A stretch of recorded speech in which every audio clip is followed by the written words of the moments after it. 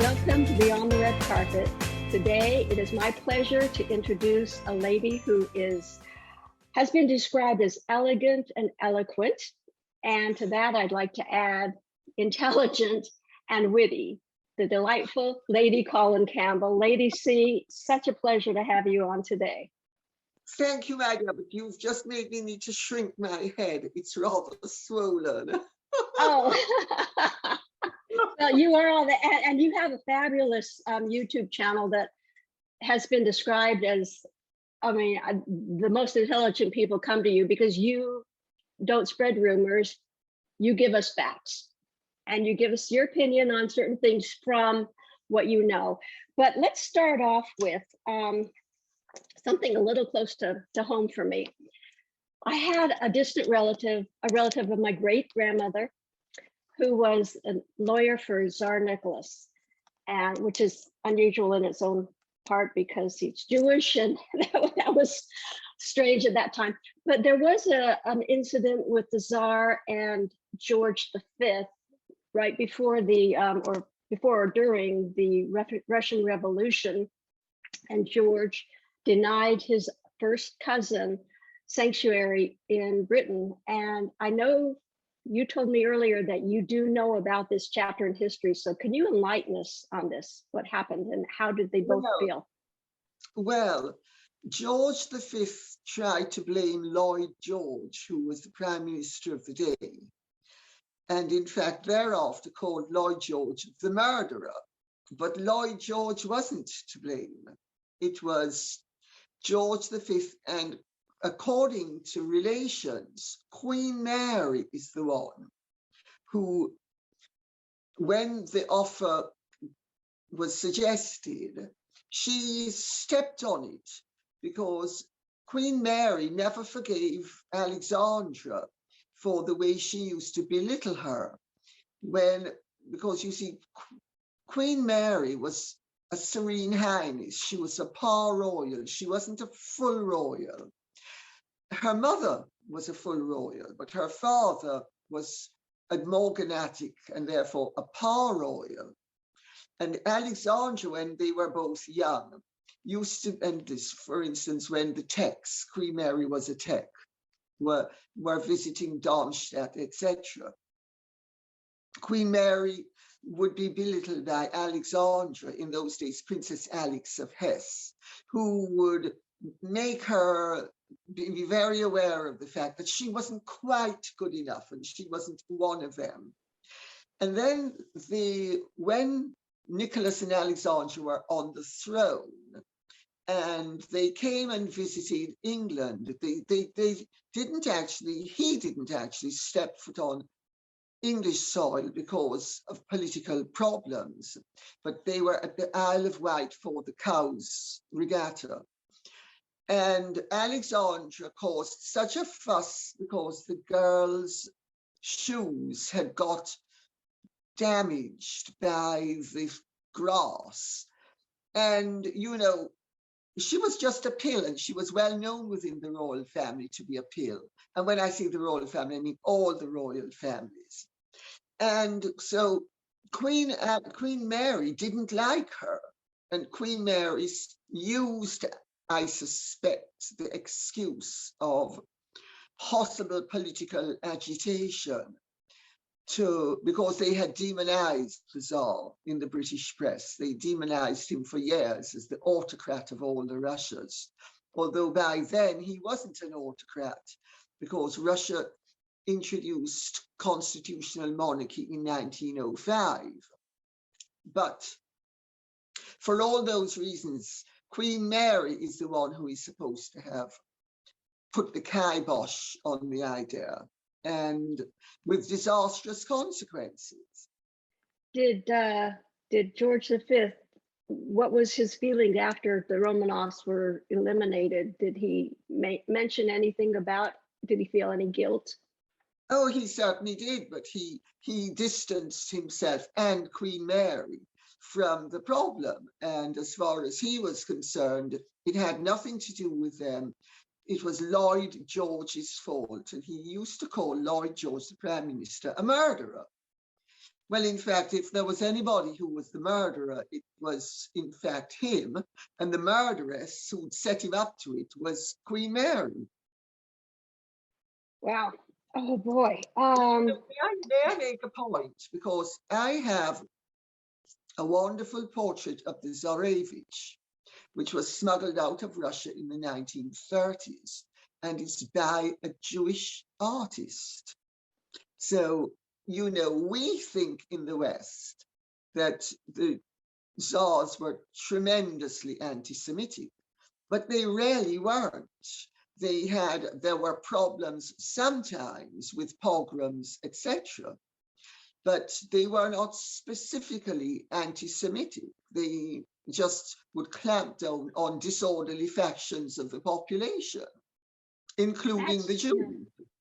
That's interesting, because when all my life growing up, knowing that I had a relative who was the lawyer for the Tsar, I'm thinking, why would he choose a Jewish person? But you say they weren't anti-Semitic. Well, not to the extent that they didn't choose good artists and good lawyers, you know, which rather tends to show they weren't particularly anti-Semitic. Otherwise, they'd have been Hitlerian about the whole thing. Right, right. Very good. Well, thank you for clearing that up. I really appreciate that. And I know you have so much wealth of knowledge about the history of the royals. But let's move up a little bit to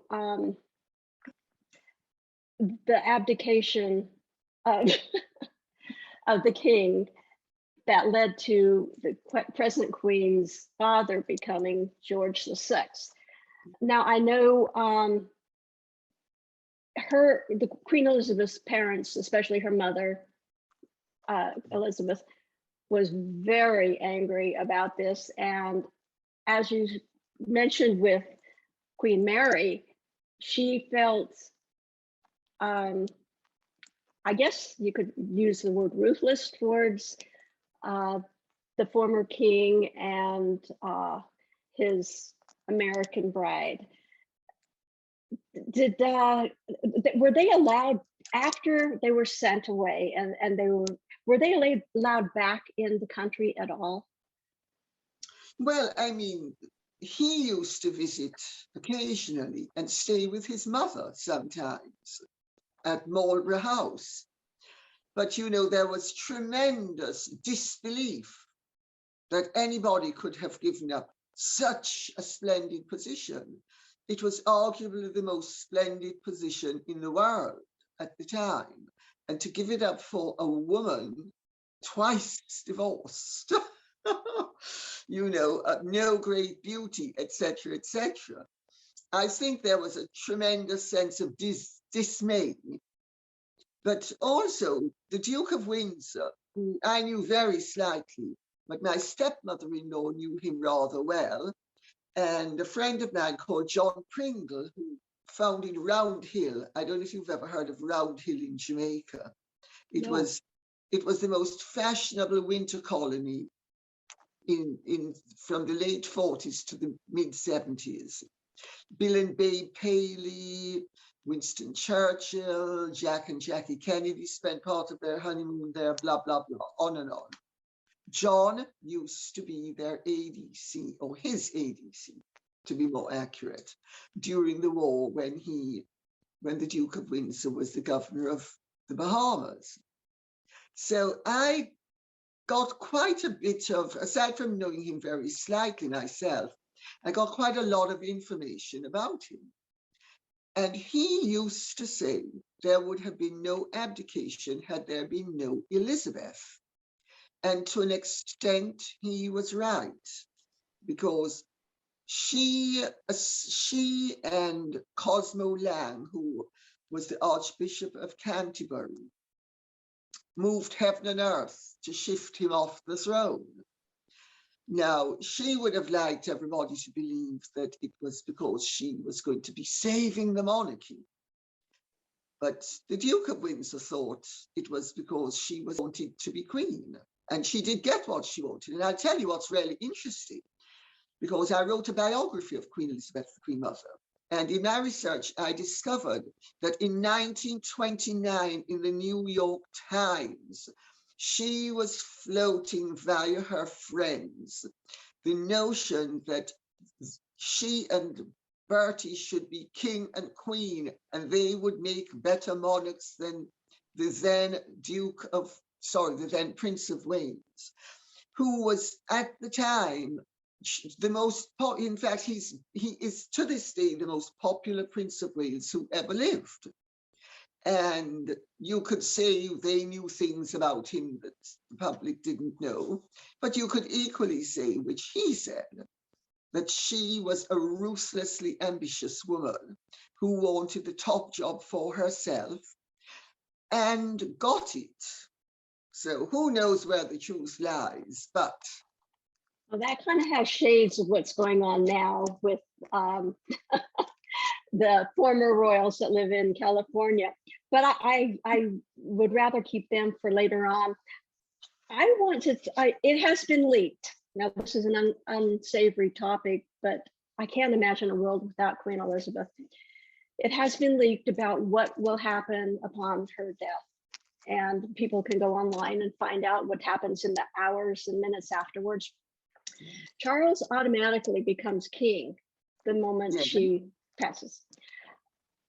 Now, as I understand, he can select any one of his names, Charles, Philip, Arthur, George, to be king. Have you heard any rumblings about what his preference is going to be?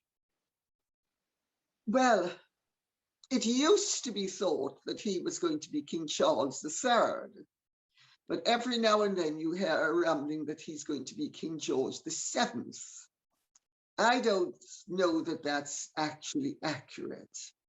I mean, we need to wait and see, but just as how Elizabeth thought that her regnant name should be her Christian name, I wouldn't be surprised if he goes down the same route.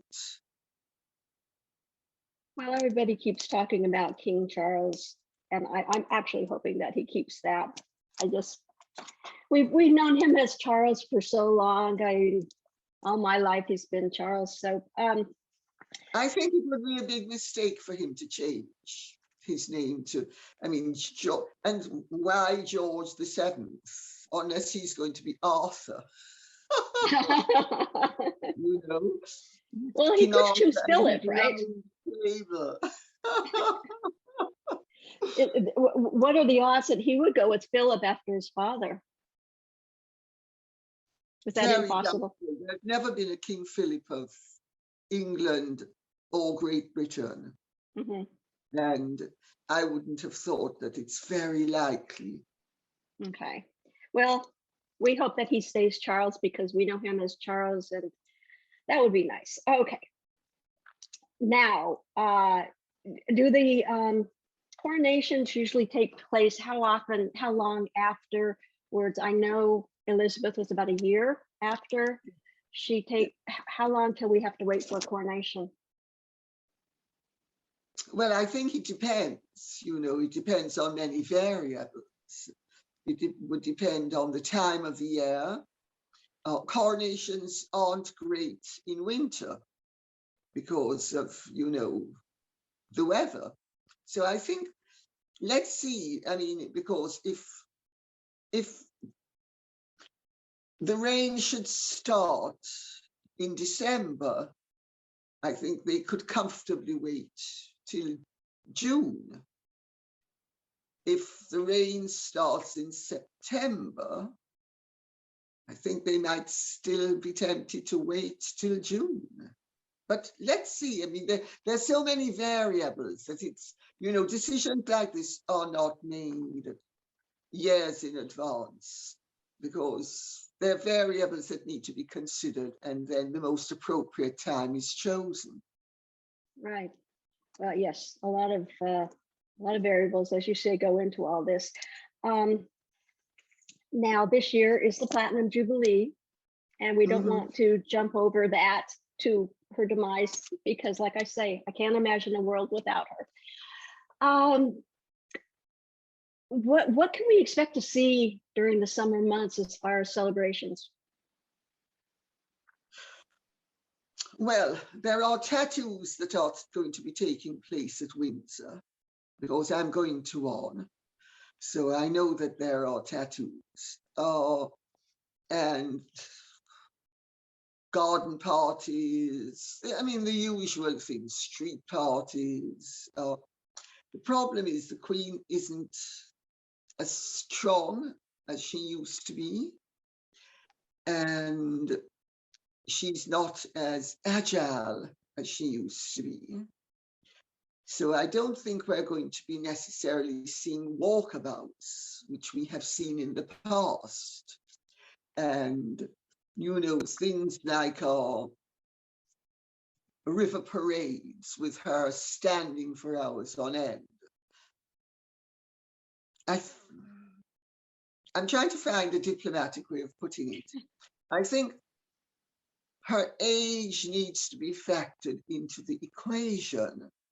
And you might find that a certain number of events will take place celebrating the reign with her not necessarily being in attendance. Well, I urge all my viewers to go to True Royalty TV to watch the last Jubilee. It was amazing. I just could not believe all the wonderful things. And like you said, the river parades, just amazing celebrations for the Queen all over the country. It's really heartening to watch. It really is. So there's also something else on True Royalty TV about, well, does when this all happens as far as Charles ascending, does William automatically become Prince of Wales, or does that have to be bestowed? No, he automatically becomes Duke of Cornwall. The monarch's heir is automatically the Duke of Cornwall, not the Prince of Wales. He has to be made, created, nominated, elected, not elected, but, you know, created by Prince of Wales by the monarch. So it's not an automatic thing. It's something that is given after a time, but he is immediately the Duke of Cornwall. So you might see that William moves from Cambridge to Cornwall, and then presumably there will be a bit of an interval. There might not be, because, you know, Prince Charles and Prince William are quite innovative. And I mean, they respect tradition, but they're not afraid of improvement as they see it.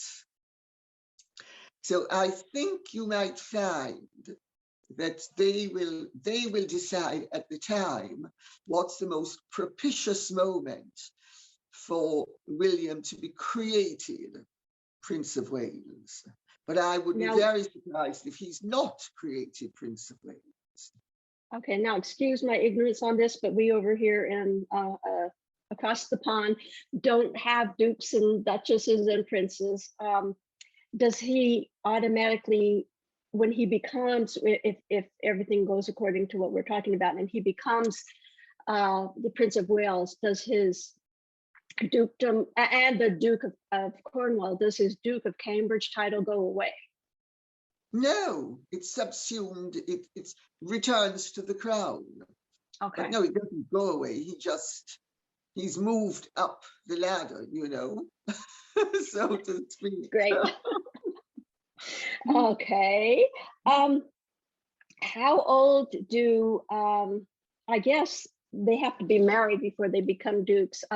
William's children. They are absolutely adorable, by the way. I love watching them all. Do they become the Queen, excuse me, has bestowed upon them the titles of prince and princess. But dukedomship comes upon marriage, is that correct? Or is there another? No, because King George VI was the Duke of York before he got married. He was created Duke of York by his father as a reward for dumping Sheila Loughborough. Sheila Loughborough was his married girlfriend. And she then, after they broke up, she became Lady Millbank. And after becoming Lady Millbank, she became Princess Dmitri of Russia, who my father-in-law used to say was really my ex-husband's true father. He was the Tsar's nephew. That's most likely just family nonsense, but he did used to say it. But so, Well, it's no, you can be made. Nowadays, princes are usually made dukes at the time of their marriage. It's to prevent and differentiate, because otherwise you would find that, say, had Harry remained Prince Harry, Meghan would have become Princess Henry of Wales. So, and that remains static with the grandchildren of the monarch. But with the children of the monarch, up to now, they've usually been made dukes, except, of course, Prince Edward was made the Earl of Wessex, as opposed to the Duke of Essex. yes, and speaking of Prince Edward and Sophie, his delightful wife, they have 2 children who were not given any titles upon the request of their parents, but Lady Louise seems to be a charming young woman. She just turned 18, I believe. She's actually growing into quite a good-looking girl, I actually have to say. You know, she's lucky, because when she was younger, you wouldn't have thought she was going to grow into a looker, but she's growing into quite the looker, which is great, you know. I like her. I really do. I think she's delightful, and she's very poised, and she's a good role model. And lovely. Prince Edward's a really lovely man, and you know, so I'm not surprised that the children are, but they are actually prince and princess by right and by rank. They simply don't use the titles, but he is actually Prince James and she is Princess Louise. But they are known as Lady Louise Windsor and James Viscount Severn. So, but they're not really a lord and a lady. I mean, they are, but they're also prince and princess. So it's Charles's stab at modernization. I'm not sure I agree with all of Charles's forays into change. Let's put it that way. my goodness, I think I need a map to figure out everybody. And I mean, no, they're all related and they all have different titles, which is very confusing to us over here because we haven't grown up with all that. But you're enlightening us. I do want to touch upon the modernization and the views of the population about the monarchy is kind of, I don't know, it's gone ups and downs throughout history. We know that. When there was a beautiful ceremony at, what's the name of the castle that Charles was investitured, the prince. Yes. That was a very beautiful ceremony. And do you think, given total invention, of course. Really? No, the whole thing was totally invented. You know, the British are wonderful at ceremonial, especially traditional ceremonial, and the tradition started day before yesterday. But they're marvelous at it, and that's great, you know. So what are the odds of William getting a beautiful ceremony like that, given the mood of the public right now? Do you think that will happen? It might well happen. You know, I mean, his investiture is what it's called. It might well happen. It might be more low key. I mean, George V's investiture was not a huge deal, you know, but Charles's was. So, because of course they didn't remember what was done and how it was to be done. And so they just made it up as they went along, which is great. Well, yeah, the British are very good at pomp and circumstance. I've got to tell you, you guys really put on shows. It's amazing. And we over here are really glued to the TV all the time because we're so impressed. We don't obviously want the monarch here, but we just love to watch it. And we're very invested in the royal family. That's why one of the reasons I wanted you on here to enlighten us as to all the different ins and outs of it, because we didn't grow up learning about it. You, on the other hand, are part of the aristocracy, excuse me. So you are plugged in and you know a lot about what is being said behind the scenes. And I would love to talk with you some more about some of the things going on currently. So if you'll stay tuned, we'll come back and do another 30 minutes with the current situation. Is that all right with you? Sounds good. Sounds good. Okay. Yes. With over 30 years of experience in real estate and the mortgage industry, Darlene Mays provides knowledge and expert guidance to clients looking to buy or sell a home. Serving clients throughout South Orange County, Darlene specializes in the senior community of Laguna Woods Village. Darlene works with her clients to ensure the highest level of service, from the beginning of the process right down to the closing table. If you are looking to buy or sell, who you work with really does matter. Call Darlene Mays today. Welcome back. We are speaking today with Lady Colin Campbell. To those in the know, she is Lady C, and I'm so excited that she's agreed to spend some more time with us today.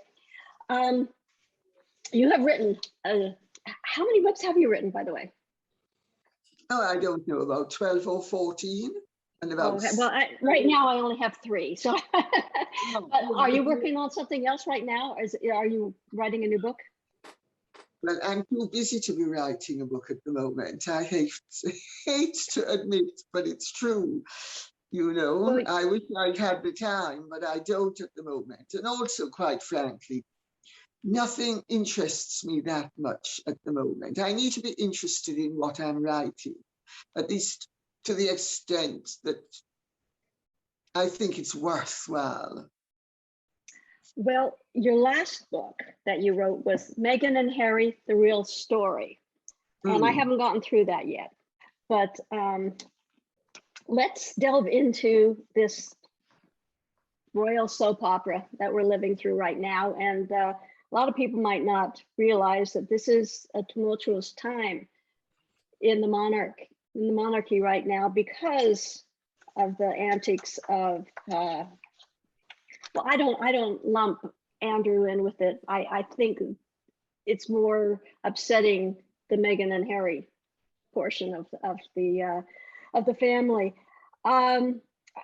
Harry keeps bringing up that he's following his mother's legacy, which I think he's tarnishing it. What do you think? Well, I think he doesn't entirely understand, because he was 2 weeks shy of his 13th birthday when his mother died. And really, there's been research done that says that until you're 14, there are residual effects, including melancholia. Yeah. So I think, in fairness to him, he was that little bit too young to have as realistic a view as would have been healthy for him to possess now. I think he's an attention seeker, as indeed was his mother, and as indeed is Meghan. So I think Diana absolutely hated people capitalizing on her, and used to dump them as soon as she got a wind of the fact that they were even going to be tempted to capitalize upon her. So I cannot imagine that she's doing anything but spinning like a top in her grave every time Harry uses her to advance his latest agenda, the latest agenda usually being somewhat destructive of others. And I do think that she was a bit of a maverick, yes.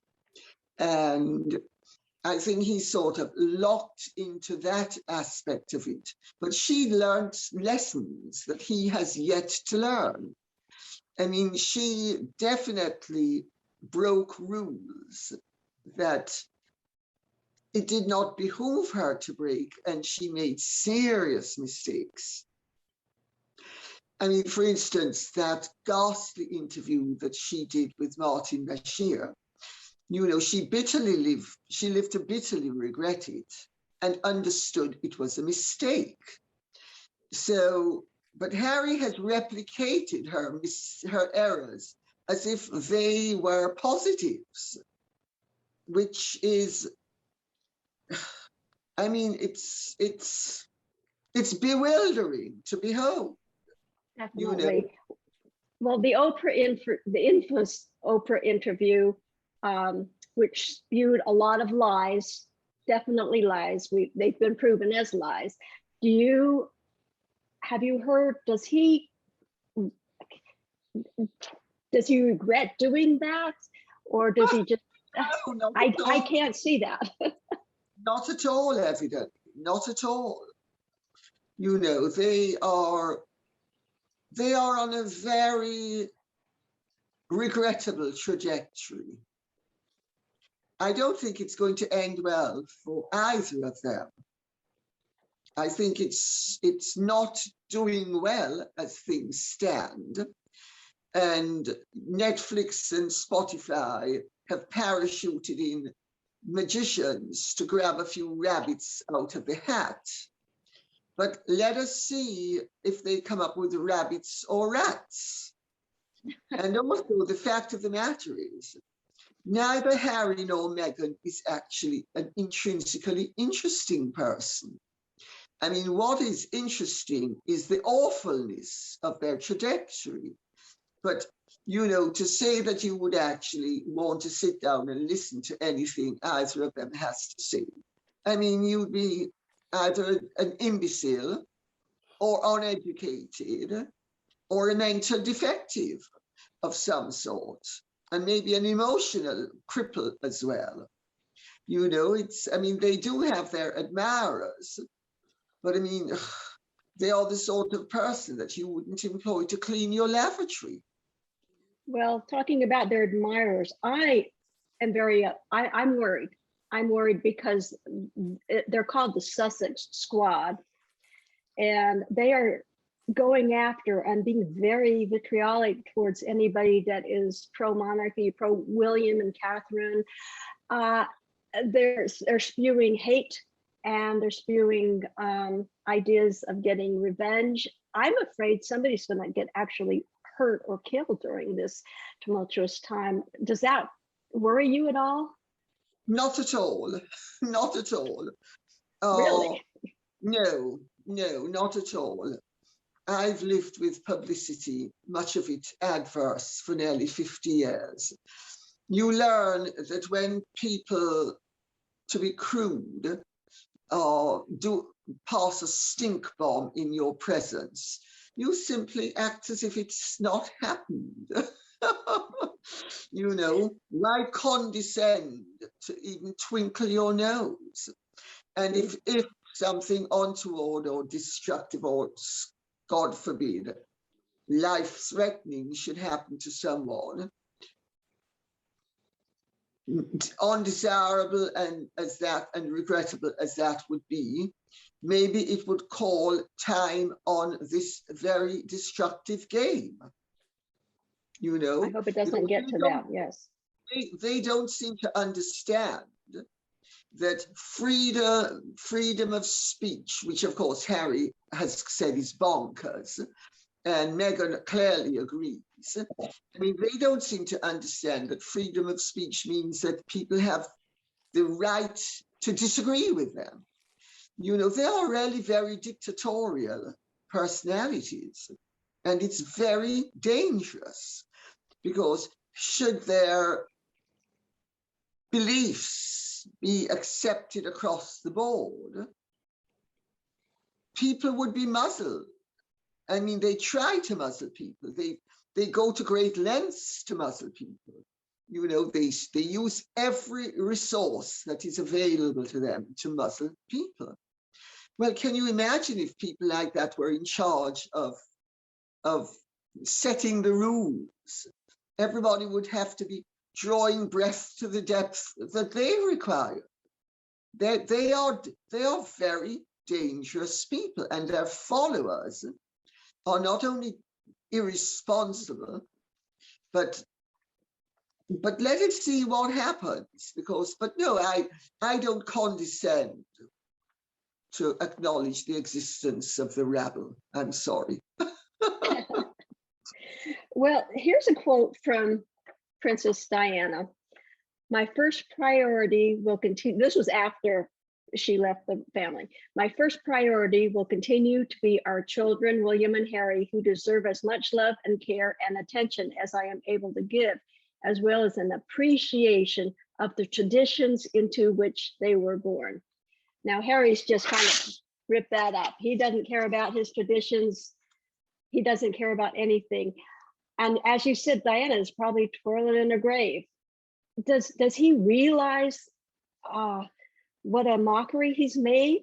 Or does that just go over his head because he's so self-centered? He's not very bright, and he's very self-centered, and he's very immature. And he, by his own admission, has had serious emotional and substance issues, as well as he obviously has personality problems. You know, but Harry was never anti-tradition. Meghan is the one who, even when they were in England, people, in fact, in my book, Meghan and Harry, the real story, I go into how appalled people were by the fact that she led the charge to mock tradition. And she did it in practically every way, including at dinner parties. People stopped asking them to dinner because they would show up at a dinner party and they would insist on being seated together, notwithstanding the fact that married couples are never seated together. She would have her tongue down his ear in the middle of dinner. And, you know, they were as if getting ready to rot before the pudding was served. I mean, people just thought, and if anybody objected or you know, didn't, well, I'm trying to find a polite way of putting it. Let's just, I think you've got the picture. They would actually, they would be furious. And so people just stopped asking them.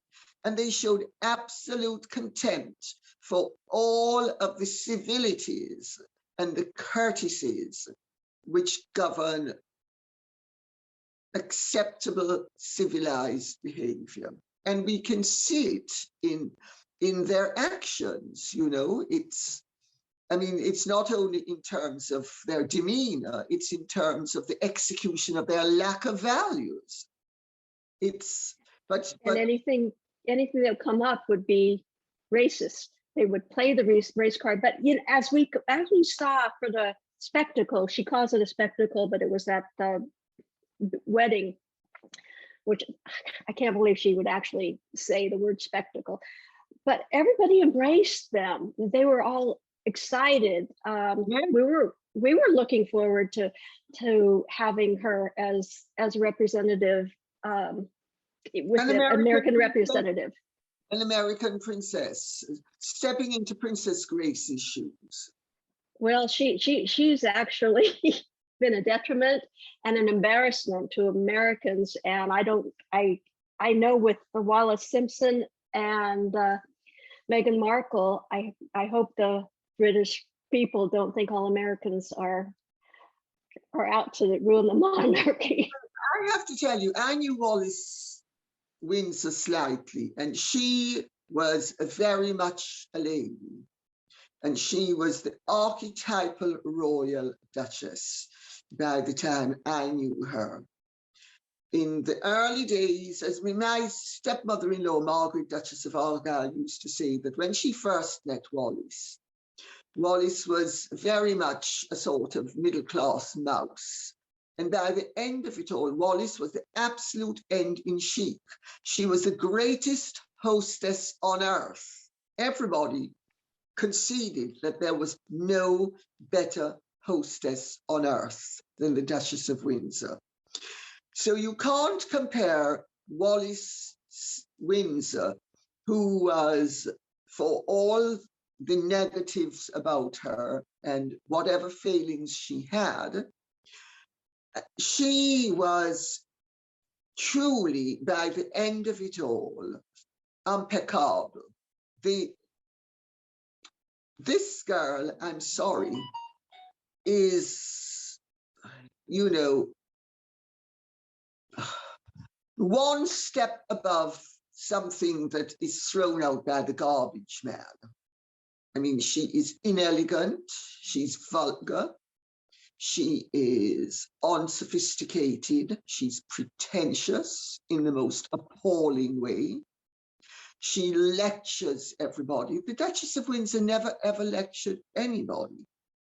You know, it's very sad, because had Meghan Markle had the character and the intelligence and the spirit to embrace the role that was given to her, she would now be well on the way to being the most popular woman on earth. Yeah, she definitely, she threw away an amazing opportunity, amazing opportunity. But then, of course, she wasn't going to get paid to shake the hands of mayors and to cut ribbons. You know, she didn't understand that public service doesn't mean that the public serve you. It means that you serve the public. That's the bit she didn't understand. When you think about it, she didn't need to get paid, though, because she had anything she wanted, basically. I mean, No, sorry to cut you. Okay. Absolutely not. Absolutely not. I mean, you know, any hustler knows that if they're giving the milk away, they've got to stay on the farm or in the dairy. If they want to move to another farm or another dairy, there might be no milk.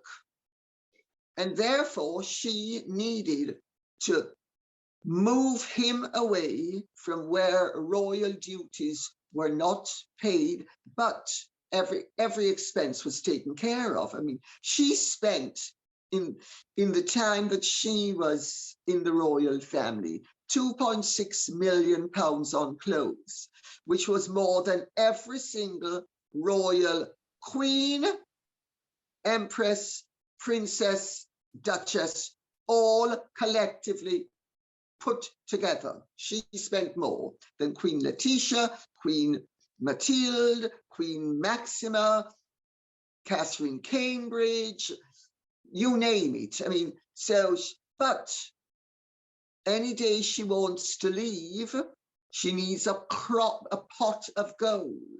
If she doesn't have, and she understood that Sarah York, when she left with £300,000. And the only sensible reason that anybody can come up with that makes absolute sense as to why she had to get into the whole business of commercialism and monetization was that she needed community property, and she wasn't ever going to get it when she was in England. She has it. Let's seize it. They've not been as successful as they thought, because I don't know if you know, but all those huge figures that are bandied about are pie in the sky nonsense put out by their PR to up their ante, because, you know, they haven't made the tens and hundreds of millions that they would like you to believe. So she, if she leaves, she's most likely going to leave with a lot less than she hoped to leave with. But she'll leave with more than she would have left had she stayed in Britain and performed her duties and been given expenses.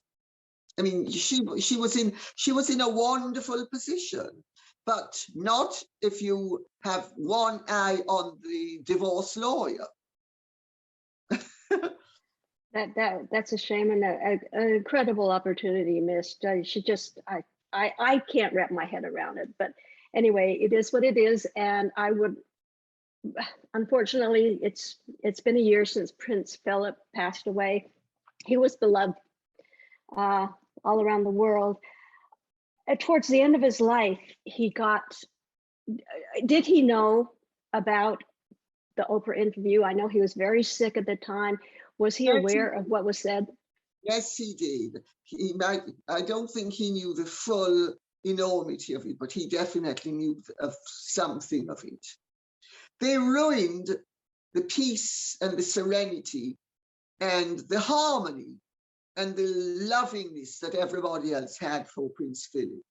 They ruined his death. They ruined his last days. There's no way around it.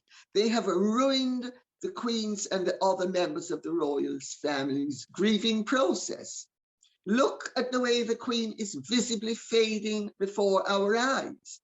You surely don't think that Harry and Meghan's tremendous antics don't have a lot to do with it. I mean, you know, it's one thing to take the view that Prince Andrew was victimized by an opportunistic tart, and therefore he had, you know, he had no choice in what was happening. He was actually he was reactive as opposed to active. But Harry and Meghan have been proactive. So it's one thing to have to put up with the odium of a son being accused of unsavory things when you know the son is innocent, because she knows he's innocent. I know he's innocent too. Anybody who has any knowledge of Prince Andrew knows he's innocent. His taste doesn't run in those directions. So I leave it at that. But everybody also knows that Harry and Meghan sit down concocting plans, plots, and schemes to skew everybody. It's sick. It's sick and it's sad. And let us see what happens. But they certainly ruined Prince Philip's last days. And they've ruined the whole grieving process. And they are ruining the Queen's Jubilee year and the last days of her life. That's so sad. That is so sad. Is there anybody over there that can sue them for elder abuse? Because that is what they are. They're elder abusers at this point. Well, I would agree with you, but it's not possible to sue for elder abuse. What they could be sued for is defamation. Unfortunately, they believe that the royal family will never go down that route. my feeling is they should go down that route.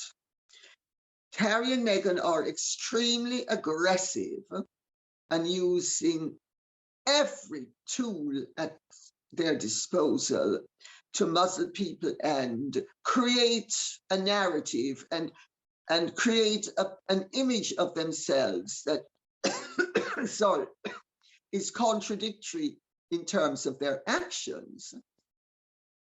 And I think the royals should at some point do something. Of course, they're not going to, because they would regard it as upping the ante and turning a circus into a freak show.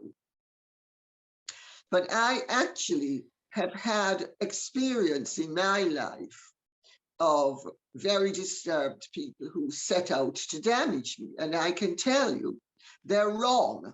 You need at some point to fight fire with fire. And if you do not do it, you end up at the end of the day being more damaged than you would be if you fight fire with fire. Because the average person, the average onlooker it's like the average child knows when somebody's lying. They know the difference between right and wrong. And as long as you remain stum and do nothing and let people figure it out for themselves, people might think, oh, well, they're weak, or what's wrong, or are they covering up something? There comes a point when you need to fight fire with fire. The royals don't agree with that. So let us see.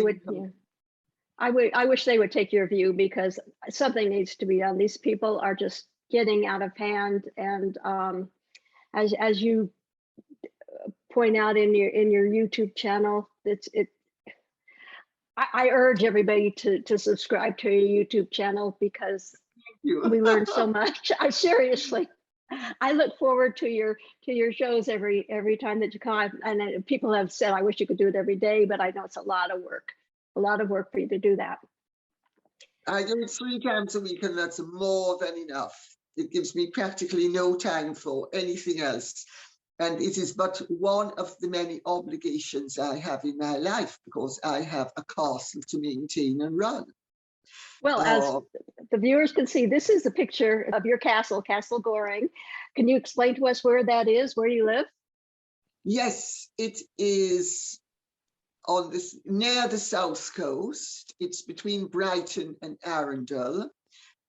It's 3 miles from the coast. You can see the sea from the windows in the family drawing room. It was built by Sir Bysshe Shelley, who was the poet Percy Bysshe Shelley's grandfather. It was conceived as the ancestral home for the Shelley family. Then he, of course, drowned at Lerici, aged 29, and his widow Mary, who wrote Frankenstein, she leased it to Sir George Peachell, who was Queen Victoria's equerry. Then she sold it to him, and I bought it from one of his descendants. But it's magical. It's got wonderful light. It's a beautiful place. And it's small enough to be manageable. You know, it's not a huge castle. It's a relatively modest sized castle. It looks big to me. Okay, it really does look big. I would love to see it if I ever come over there. But you do have a tour. Pardon me? Please do. Please do. I might take you up on that sometime. You do have a beautiful tour of that on YouTube, so people can go on and watch that as well. You are a fascinating woman, and I look forward to having you back in the future to talk more. But like I said, your book, Meghan and Harry, The Real Story. But I managed to find The Real Diana and Diana in Private. What order should I read those in? Well, Diana in Private came out first. Okay. And that was really written bearing in mind certain conventions. So it's in terms of the information, everything I said turned out to be accurate. I was roundly abused and lambasted at the time of publication. But everybody had to end, all my critics ended up eating crow. And I have to tell you, I loved it as they gagged swallowing. Then the Rare Diana was posthumous. Okay. And so I think one is historically interesting because it was written in 1992 while the marriage was still intact, but only superficially intact. And I knew she wanted a divorce. I knew she wanted to leave him. I knew she had a lover. I knew he had a girlfriend. But I also knew that she's the one who stepped out first. And I wrote it in the book, and people, some of the press were extremely abusive and said I didn't know what I was talking about. Well, Diana herself finally confessed that yes, she had a romance with Barry Monarchy. And so she's the one who stepped out first. He didn't. He, according to her, and I think she should know, he never touched her, Charles never touched her once he discovered that she stepped out with Barry Monarchy. And she couldn't understand why. And I had to point out to her that while a man might, I'm trying to find a diplomatic way of putting it because it's on this channel. While a man might tolerate his wife having an affair with an equal, no gentleman would tolerate his wife having an affair with staff. Oh boy.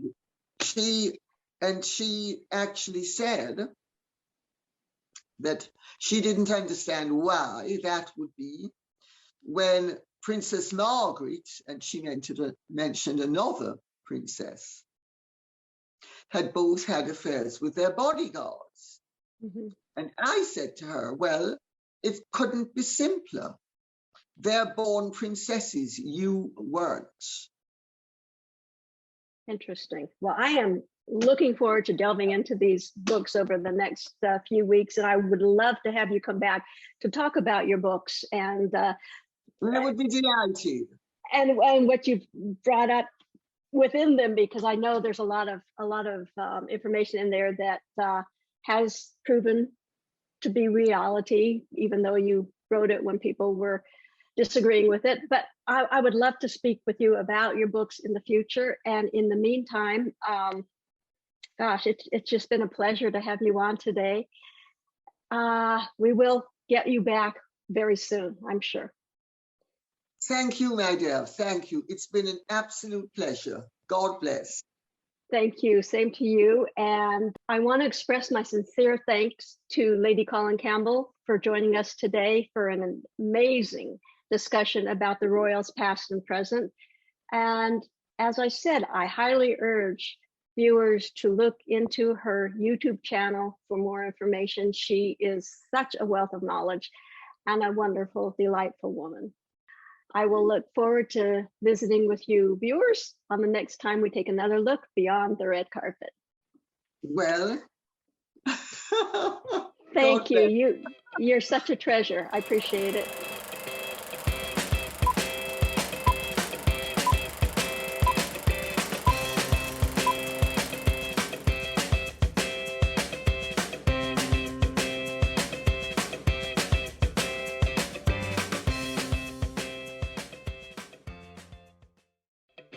With over 30 years of experience in real estate and the mortgage industry, Darlene Mays provides knowledge and expert guidance to clients looking to buy or sell a home.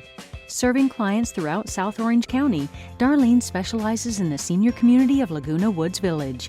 Darlene works with her clients to ensure the highest level of service, from the beginning of the process right down to the closing table.